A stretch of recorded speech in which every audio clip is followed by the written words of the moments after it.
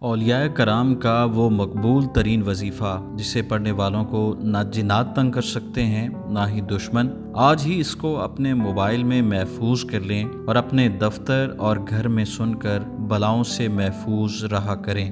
حزب البحر دعاؤں کا مجموعہ اور بہت مشہور معروف وظیفہ ہے۔ حضرت شاہ ولی اللہ حزب البحر کے بہت بڑے عامل تھے۔ آپ نے فارسی میں اس کی عالمانہ و عارفانہ شرح لکھی تھی جو حوامے کے نام سے تباہ ہو کر مقبول خاص و عام ہوئی تھی۔ آپ نے اس کتاب میں لکھا کہ مجھے حضرت ابو الحسن شاذلی رحمۃ اللہ علیہ کے مقام میں قائم کیا گیا ہے اور حزب البحر کے اسرار منکشف کیے گئے ہیں جو اختصار کے ساتھ اس کتاب میں لکھتا ہوں۔ تمام حقائق و معارف کے لیے تو ایک دفتر درکار ہے، ایک طالب صادق کے لیے اسی قدر معلومات کافی ہے جو میں نے حوامے کے عنوان سے جمع کر دی ہے۔ صوفیاء کرام سے منقول ہے کہ حزب البحر جنات کے ہاں بھی مقبول وظیفہ ہے اور بڑے بڑے عالم فاضل جنات اس کو پڑھتے ہیں۔ جو انسان اس دعا کا عامل بن جاتا ہے اس پر حجابات اٹھ جاتے اور مخفی مخلوقات اس کے تابع ہو جاتی ہیں۔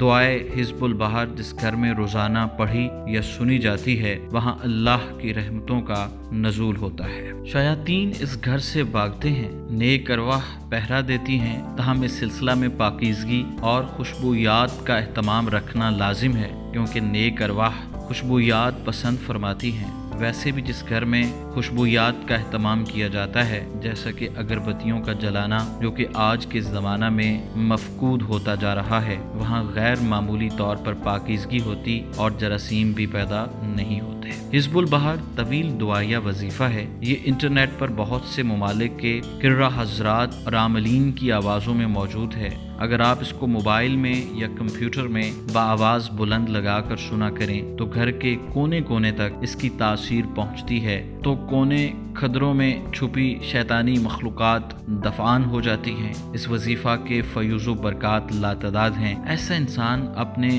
ظاہری و باطنی دشمنوں پر غالب آتا ہے، رزق کی فراوانی ہوتی، بیماریوں سے محفوظ رہتا، مقدمات میں فتح ہوتی، اس کی ہر جائز مراد پوری ہوتی ہے۔